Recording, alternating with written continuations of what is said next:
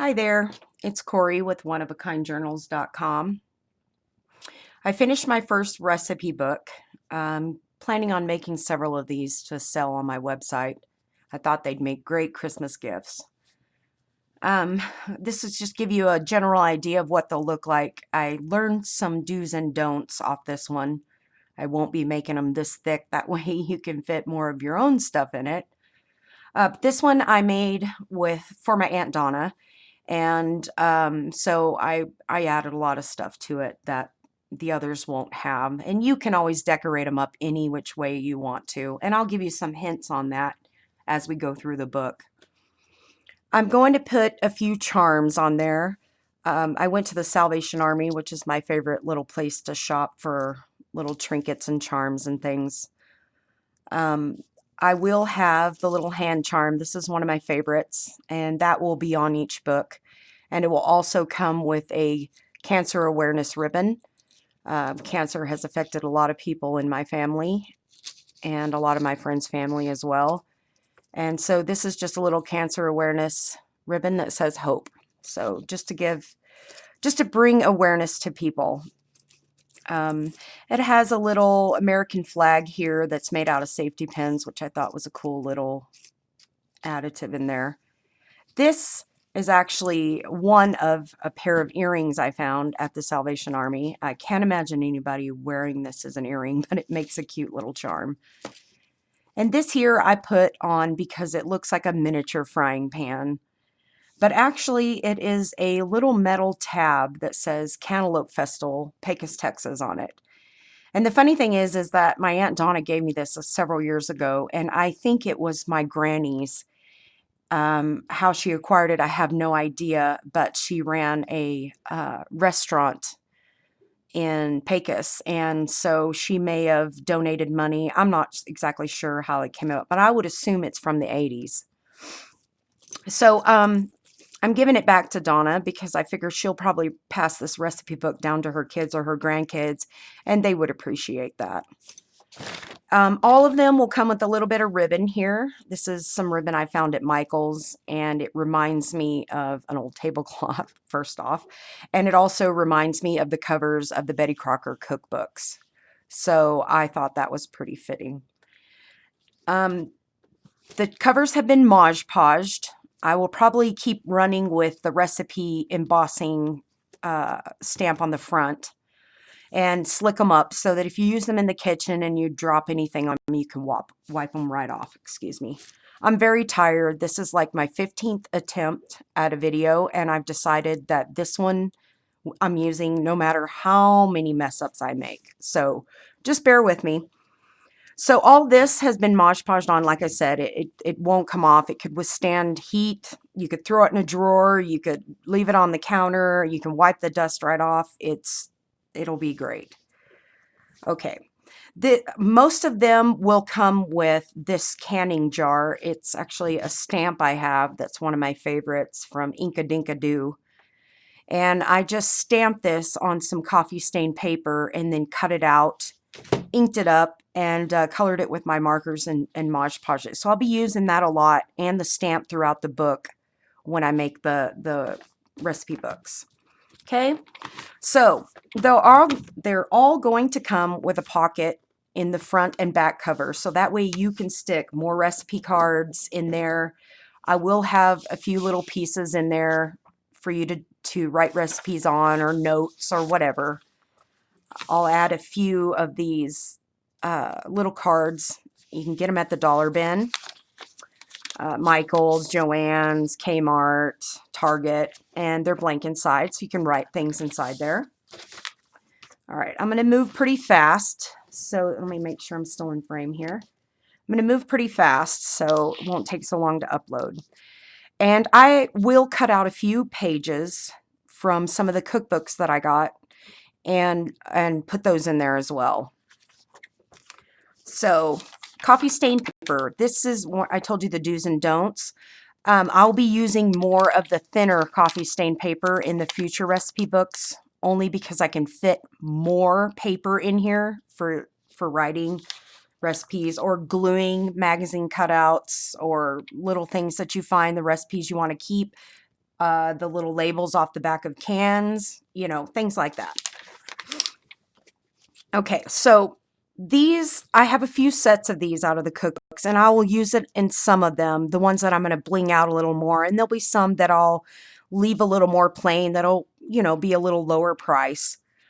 But if I don't use these in all of them, I have a tab punch, and I will just make a tab punch, and then you'll be able to write whatever you would like, whether, you know, you want your appetizers and beverages first, or you want, like me, I would want my desserts first. So anyway, so there's more recipe cards throughout here, and I just wanted to note that all the recipe cards have been punched and they've been snipped in the back.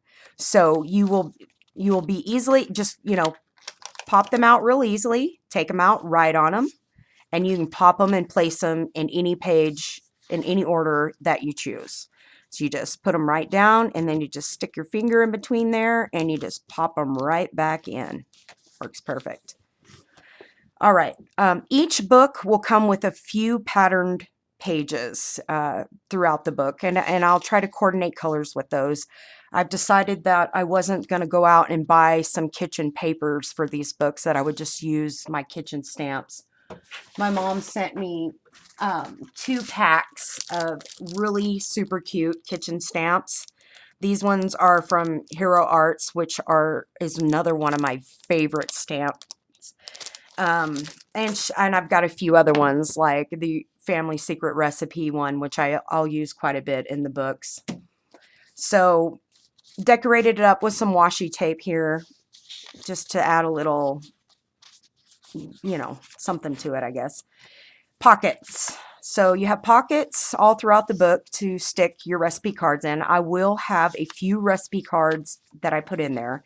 And just a note, you know, if you run out of recipe cards, you need more places to write. I'm a dollar bin girl, and so I know that Michael's and I know that Target and Kmart all sell their recipe cards, and I think they come 20 to 24 in a pack for $1. So again, the canning jar stamp cut out on coffee stained paper. So I'm just going to flip through this pretty fast. It'll have a few sheets of note paper, and I'll use very little cardstock. I've got some stamps and some stickers. Beds and breakfast. Again, more recipe cards, coffee stained paper. And this one I wanted to put in Donna's book, and I thought it was really cool. I live here in Great Falls, and, well, actually I live on base, but outside of base, it's just rolling fields of wheat. That's like the big thing here. If you're not a cattle rancher, you grow wheat. So on the back here, it says, harvest time in Montana, the big sky country. Montana wheat is used by many flour manufacturers because of its high protein content. So I thought that was pretty cool, and I could almost bet you that this picture was taken somewhere outside of my house. So again, another pocket page for sticking more recipe cards. A little tuck spot there. A little thing that I cut out one of the cookbooks that I thought was really neat and photocopied it on some coffee stained paper and adhered it to that. It just kind of repeats itself a little bit through here. Soups and salads.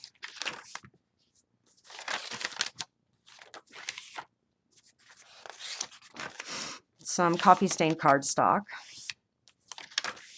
And I'm going to add one of these pages to each of the recipe books. My mom gave me this book that had these pages in it, and it's for putting your photos in, which you could put a photo in if you choose to. Maybe your kids licking the cookie dough off the spoon or something. But I thought, or if you had a favorite recipe and you wanted to prop it up there for, you know, decoration or whatever. Main dishes, more paper, more empty paper for gluing down magazine cutouts, things like that. Recipes that you find. Just some more cardstock that I stamped up with my fork stamp. Another recipe card with a journaling spot on the back, and just put in there with a paper clip. So again, you know, if you glue things down on these pages, you fill them up and you want to add more stuff, all you have to do is add a paper clip to the top and paper clip your recipe cards on there if you don't have enough room in your pockets anymore. Okay, a double pocket. This is for more recipe cards here in the back, and then you have this one here for more.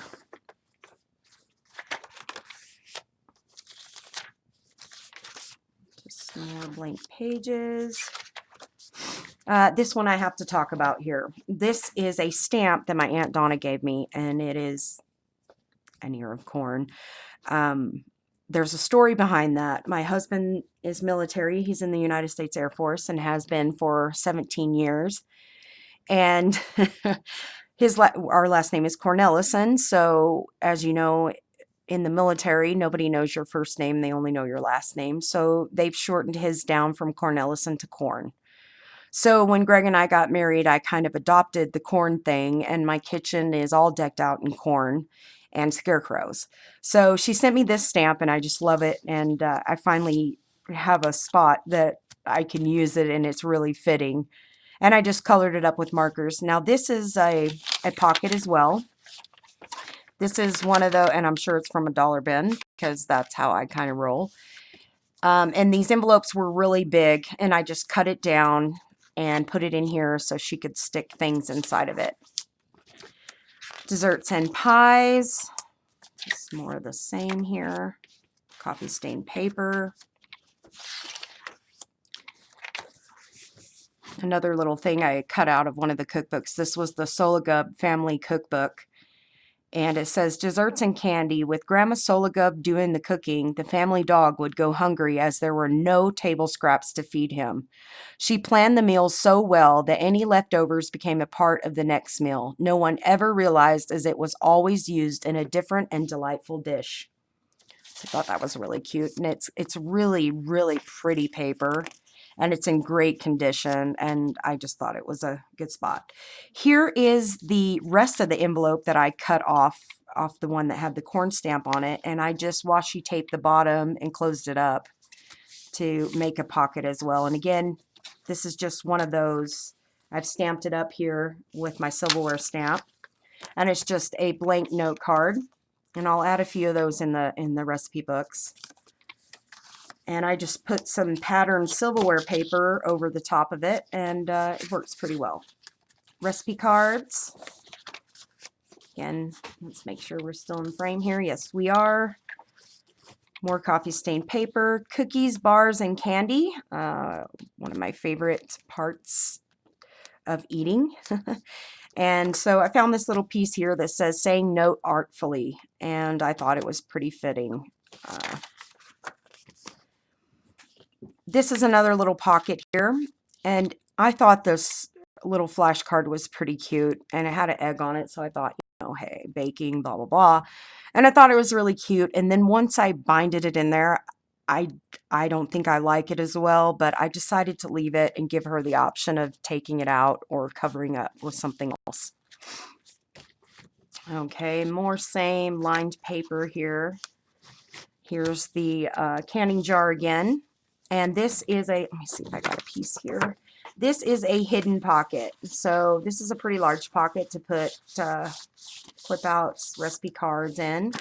Just flip the flap over.